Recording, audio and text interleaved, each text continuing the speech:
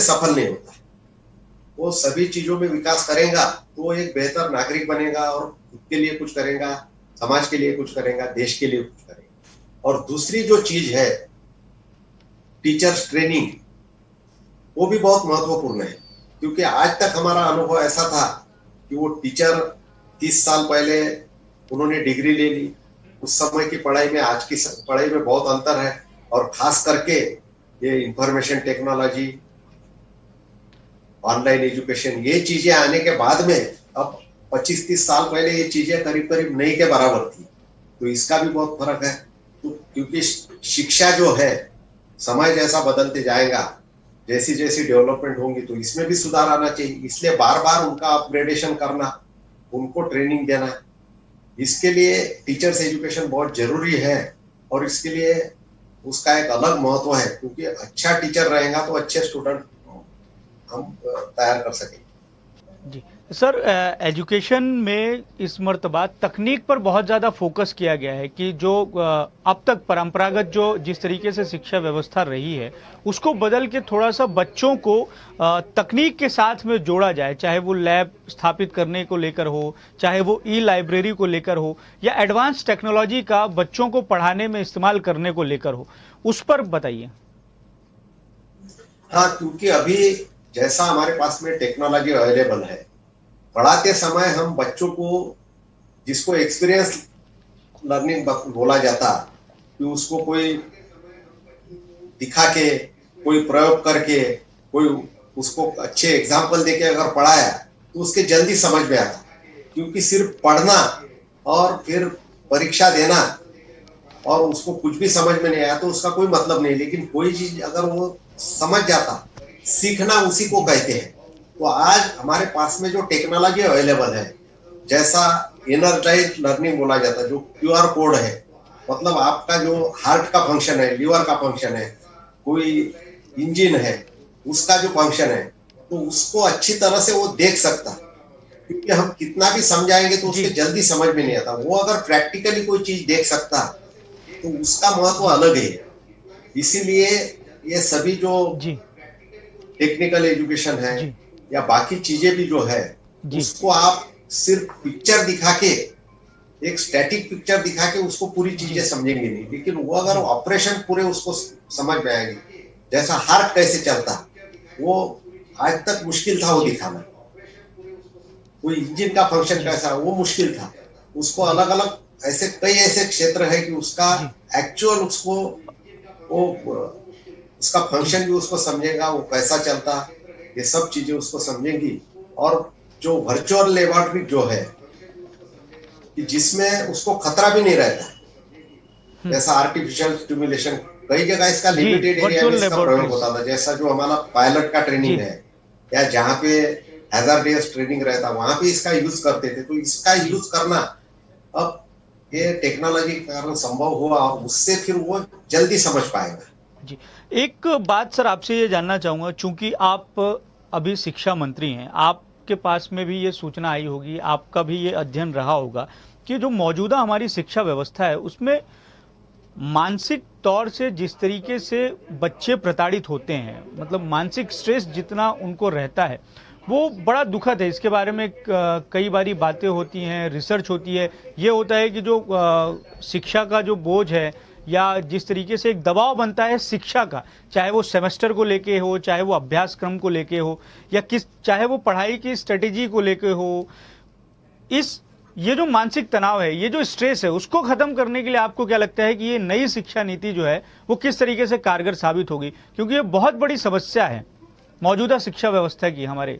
नहीं, अभी कुछ दिन पहले हमारे मंत्रालय द्वारा एक मनोदर्पण, एक ऑनलाइन ऐप उसका हमने लॉन्च किया और सारे जो इंस्टीट्यूट है, स्कूल है, कॉलेजेस है, उसके लिए हमने काउंसलिंग के लिए भी ये किया हुआ है। और खास करके अभी जो कोविड का जो पीरियड है उसमें ये समस्या बहुत ज्यादा बढ़ी हुई है।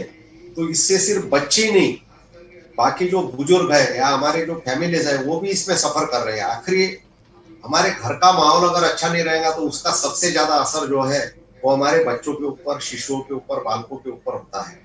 तो उसके लिए भी हमने किया हुआ है। और नई शिक्षा नीति जो है उसमें भी सिर्फ पढ़ाई नहीं, हमारे जीवन के जितने भी अंग है उसमें उसकी हॉबीज होंगी, खेलना होगा, कुछ उसमें जी स्किल्स होंगे, उसके ऊपर भी उसका मूल्यांकन किया जाएगा और जिसके कारण उसकी ऑलराउंड डेवलपमेंट हो जाएगी, उसका मानसिक जी स्वास्थ्य। क्योंकि हम जो बोलते हैं जी कि कोई व्यक्ति स्वस्थ है तो वो स्वस्थ है मतलब सभी चीजें उसके पास में होना चाहिए।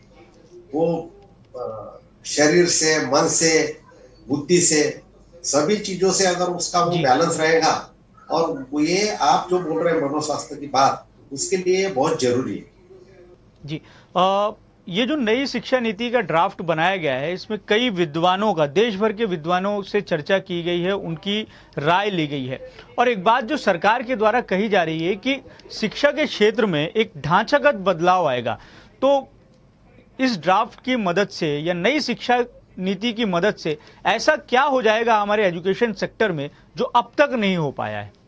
नहीं, इसमें देखिए, अब तक करने के लिए, इसको सफल बनाने के लिए भी हमारा जो इतना विशाल देश है उसमें सबके सहयोग की जरूरत है। खास करके जो हमारी राज्य सरकारें हैं, उसके बाद में हमारी जो जी व्यवस्था है, इसमें सिविल बॉडीज है, क्योंकि बहुत सारे स्कूल कॉलेजेस जो है वो गांव में जिला पंचायत के हैं, जिला परिषद के हैं, उसके बाद में हमारे कारपोरेशन है, म्यूनिसिपालिटीज है। तो ये सबका इसमें सहयोग लगेगा ये सफल बनाने में। और इसके लिए आप जो कह रहे कि किसी का कोई आक्षेप होगा, कुछ है, मैं शुरुआत में भी आपसे मैंने कहा कि इसको अभी जो हम कर रहे हैं इससे आगे चल के और बेहतर बनाने के लिए सबका सहयोग चाहिए, कुछ सजेशन चाहिए, कुछ अगर कमियां होंगी तो वो हम दूर करेंगे। और ऐसा तो नहीं है, ये कोई स्टैटिक चीज नहीं है। जिस तरह आपने देखा होगा कि हमारा कानून रहता है, वो कानून हमेशा नई नई चीजें आती, कानून में भी कुछ बदलाव लाना पड़ता है, उसको भी हम स्टैटिक नहीं बना सकते। ये तो शिक्षा है, कल चल के जो कुछ भी होगा नई नई चीजें आएंगी, कुछ चीजें जो है वो कम हो जाएंगी और ये जैसी जरूरत रहेगी उस हिसाब से उसमें कुछ चेंजेस भी होंगे। तो इसके लिए सब लोग अगर इसमें सहयोग करेंगे तो जो कुछ अच्छा है उसको और बढ़ावा देंगे, इसमें कुछ कमी होगी उसको दुरुस्त करेंगे। तो इसलिए हमने सब लोगों के साथ मिलके, ये किसी एक व्यक्ति विशेष ने या किसी ने बनाया नहीं, और ये आरोप सरासर झूठ है कि आपको पीछे ले जाएगा, पुरानी इसमें लेके जाएगा, तो ये तो गलत है ऐसा कहना। मैं सर एक बात जो कही गई, जो सचिव महोदय जो बातचीत कर रहे थे उसमें उन्होंने ये बात कही कि रिसर्च पे बहुत ज़्यादा फोकस की गई है और रिसर्च को बढ़ावा दिया जाएगा। यूनाइटेड स्टेट ऑफ अमेरिका की एक संस्था का उन्होंने उदाहरण दिया कि वहाँ किस तरीके से रिसर्च को बढ़ावा देने के लिए एक खास इंस्टीट्यूट है और उसी की तर्ज पर अब देश में भी इसी तरीके का कार्यक्रम को चलाया जाएगा। नहीं, इसमें ये जो नई शिक्षा नीति है ये सर्व समावेशक है। जो समय की जो जरूरत है, जो चीजें करना चाहिए, उसके ऊपर ज्यादा स्ट्रेस इसमें दिया हुआ है। जैसा हमारा जो अभी तक चल रहा था, थोड़ा रिसर्च के ऊपर हमारा ज्यादा स्ट्रेस नहीं था, तो हमारी नई जो पॉलिसी है उसमें रिसर्च को भी अहमियत दी हुई है और हमारी बाकी जो चीजें हैं उसको भी अहमियत दी हुई है। ऐसा नहीं है कि हम कोई एक ही चीज के पीछे जा रहे हैं। तो ये पूरी बैलेंस्ड ऐसी ये नीति है। सर आपका बहुत बहुत धन्यवाद, आप हमसे जुड़े और बातें की। व्यस्त आपका कार्यक्रम ने समय निकाला, आपका बहुत बहुत धन्यवाद। मैं धन्यवाद। आखिरी एक इस ही नई चीज शिक्षा नीति पर हम एक चीज आपसे आखिरी लगातार मैं बीच एक बीच चीज में कहना बातचीत करते चाहूंगा रहेंगे और कि आपसे जब सब बातचीत लोग होगी इसको तो सहयोग बहुत करें। सारी चीज। नहीं, आप कुछ कह रहे थे वो आप कंप्लीट कर लीजिए, आप सबका सहयोग लगेगा। हाँ हाँ, मैं ये कहना चाहता था कि इसमें सभी का सहयोग बहुत जरूरी है और खास करके आप लोग जो है मीडिया पर्सन जो है उनका सहयोग बहुत जरूरी है, क्योंकि आपने हमेशा ही अच्छी चीजें लोगों तक पहुंचाने का बखूबी आपने वो काम किया हुआ है। तो हम अभी भी चाहेंगे कि हमारे पूरे देश के भविष्य के लिए करके हमारे जो बालक है, युवा है, उनके भविष्य के लिए आप इसमें हमारा सहयोग कीजिए। मैं आपको सभी को शुभकामनाएं देता हूँ। धन्यवाद, नमस्कार। बहुत बहुत धन्यवाद सर।